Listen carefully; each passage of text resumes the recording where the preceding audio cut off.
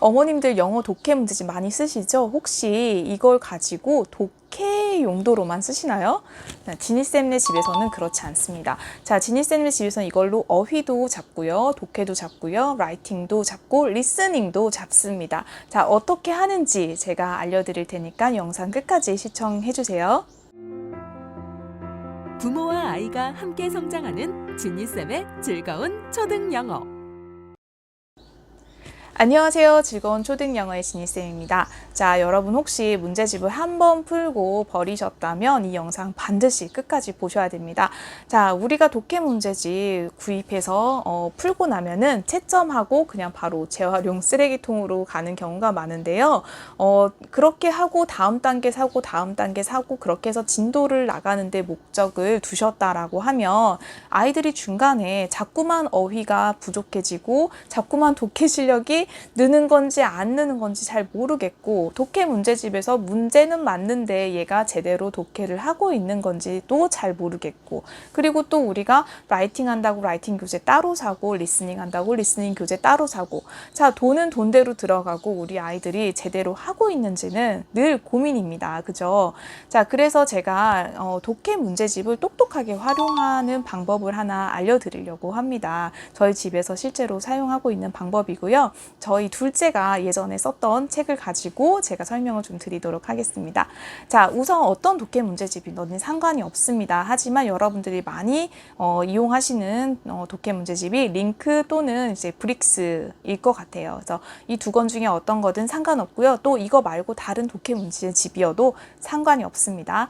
자, 먼저 제가 링크로 한번 예를 들어 볼게요. 요거 링크 1이 예전에 이제 저희 둘째가 풀었던 문제집인데, 자, 첫 번째예요. 첫 번째는 각 출판사에서 나오는 워크시트이 있습니다. 자, 각 출판사 홈페이지에 들어가시면요, 추가 워크시트이 있는데 이걸 반드시 활용을 하세요.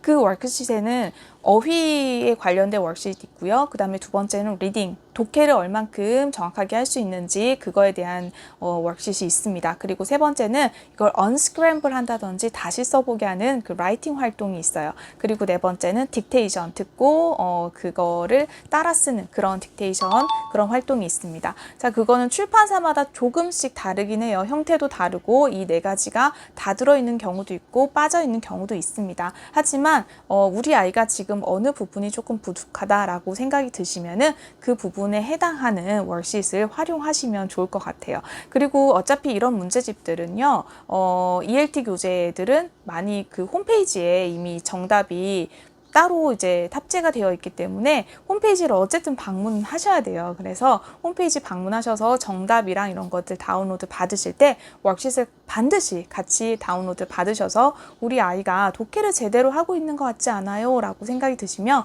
그 독해 워크시트이 있어요. 그래서 한 문장 한 문장씩 이렇게 뜯어가지고 문장을 정리를 해놨어요. 그래서 그 밑에다가 아이들이 한글로 해석을 쓸 수 있게끔, 네, 그런 연습을 할 수 있게끔 제공이 되고 있으니까 그거를 꼭 활용해 보시기 바랍니다. 자, 그 다음에 두 번째는요. 자, 우리가 책을 사용을 했으면 이게 독해 문제집은 계속해서 단계가 올라가죠. 그러고 나면 이 독해 문제집에서 낮은 단계의 독해 문제집이 계속해서 집에 남게 되겠죠. 그거를 어떻게 활용하시냐면 여기에 항상 QR이 있어요. 요즘 나오는 책들은 거의 대부분 QR이 있는 것 같아요. 그래서 이 QR을 찍으시면 뭐가 대부분 나오죠? 그쵸, 리스닝이 나오죠. 그래서 이 책을 버리지 마시고요. 우리 독해 단계는 계속해서 올라가지만요, 리스닝 연습을 할 기회가 없었다. 그렇다고 리스닝 교재를 또 따로 사서 하기는 좀 부담스러우니까 우리가 이미 풀어봤던 문장들, 그 다음에 봤던 문장들, 그 다음에 봤던 어휘들, 그런 것들이 포함되어 있는 리딩 교재를, 예전에 풀었던 리딩 교재를 거기서 QR만 찍으셔가지고 딕테이션 하는 연습을 해주세요. 그리고 딕테이션 하실 때 그 딕테이션 그 워크지를 그대로 이용을 하셔도 괜찮지만, 저는 그냥 조금 난이도가 쉬운 교재로 해서 자기가 지금 현재 풀고 있는 것보다 조금 더 쉬운 난이도로 해서 그냥 풀 센텐스를 다 써보는 연습을 해보는 게 도움이 된다고 생각을 해요. 왜냐하면 문장을 전체를 다 써보는 그런 딕테이션 연습을 할 때는요, 우리가 연음이라든지 또는 이제 관사, 그 다음에 S나 ES 붙은 것들, 이런 것들에 대해서 꼼꼼하게 다 들어야 돼요. 그렇기 때문에 전 리스닝 딕테이션 연습을 하실 때는 이런 방법이 좋다라고 생각을 합니다. 자, 그 다음에 세 번째는요. 나만의 어휘사전 만드는 거예요. 저희 아이가 푼 문제집 앞에를 보시면은 제가 보여드리면 이게 이 부분이 원래 밑에가 이제 뭐가 있어야 되죠. 그런데 여기가 하나도 없어요. 여기가 잘려 나갔어요. 그죠? 여기도 없죠. 자, 이거는 저희 아이가 이렇게 자른 거예요. 밑에를 잘랐어요. 밑에는 원래 뭐가 있었냐면 어휘가 있었습니다. 그런데 어휘가 그림과 영어 단어가 같이 제시가 되어 있었는데 그 부분을 저희 아이가 잘랐어요. 잘라서 어떻게 했느냐. 이렇게 노트 있죠. 일반 노트에다가 이렇게 붙였어요. 위에 이렇게 가로로 붙였어요. 세로로 붙여도 되고 가로로 붙여도 상관없는데 저희 아이는 그냥 가로로 붙이더라고요.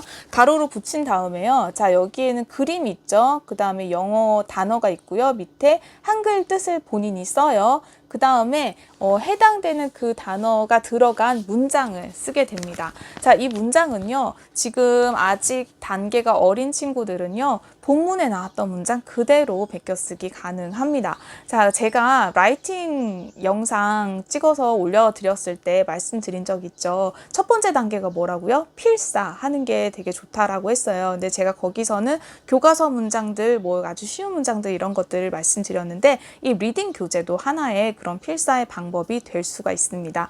그래서 저는 이제 단어를 이렇게 모아놓고 그 다음에 그 해당 단어를 이제 문장을 하나씩 써보라고 하는데요. 이게 단계가 올라가다 보면 어떻게 될까요? 이걸 가지고 짧은 글짓기를 본인이 스스로 할 수 있는 단계까지 됩니다. 그래서 현재 단계는 저희 이 아이가 갖고 있는 이 노트에는 이제 베껴쓰기 단계인데요. 그렇게 되면 이 노트는 어떻게 될까요? 나만의 이제 사전이 되는 거예요. 이제 그림 있죠? 영어 있죠? 한글 뜻 있죠? 예문까지 있어요. 그래서 이 노트 하나면은 본인이 예전에 다 배웠던 단어잖아요. 그러니까 다시 봤을 때 생각이 굉장히 잘 나요. 그래서 어휘 공부 어떻게 해야 돼요? 라고 궁금해 하시는 분들 굉장히 많으신데 이런 식으로 좀 해결해 보시면 좋을 것 같습니다. 자, 그러면 여기까지만 해도 사실 굉장히 큰 꿀팁들이었죠. 사실 이 교재 하나를 그래서 끝내는데 시간이 굉장히 많이 걸리겠죠. 그렇게 공을 들여서 하고 그 다음에 어휘는 노트를 만들어서 복습을 하다 보면은 다음 단계의 교재를 할 때 아이가 부쩍 성장해 있는 것을 보실 수 있어요. 그래서 중간에 비슷한 단계의 리딩 책들은 조금 뛰어넘고 가셔도 무방합니다. 그래서 우리가 그냥 한 권씩 영혼 없이 끝내는 거랑 그 다음에 이렇게 꼼꼼하게 끝내는 것의 차이가 결과적으로 길게 보면은 크게 차이가 없어요. 그래서 어머님들이 속도전에 너무 그렇게 하시지 마시고 이렇게 한 권씩 꼼꼼하게, 그러면 교재 비용도 굉장히 세이브가 많이 돼요. 그래서 이 교재 하나로 지금 리스닝도 했죠. 어휘도 했죠. 독해도 꼼꼼하게 했죠. 자, 그리고 이거 가지고 이제 뭐 하면 돼요? 이제 라이팅까지 하시면 됩니다.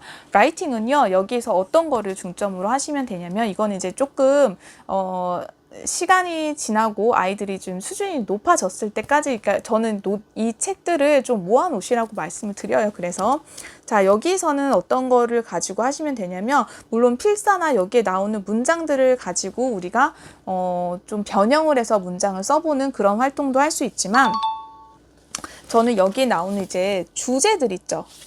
여기 이런 주제들이 굉장히 큰 도움이 됩니다. 이런 독해 문제집을 만드는 회사에서 아무 그런 거 없이 만들지 않거든요. 그래서 이런 주제들을 가지고 우리가 주제 글쓰기를 할 때 도움이 돼요. 그리고 아이들이 배경 지식을 쌓는데도 이런 독해 문제집들이 굉장히 도움이 됩니다. 이게 다 비문학이에요, 여러분. 생각해 보시면. 그래서 이런 것들을 교재를 그냥 쉽게 버리지 마시고요. 우리가 모아 놓으셔야 돼요. 그리고 모아 놓으실 때는 이유가 있어야 되죠. 항상 우리가 어떤 목적이 있고 그 목적을 가지고 우리가 이걸 활용하실 수가 있어야 되는 거예요.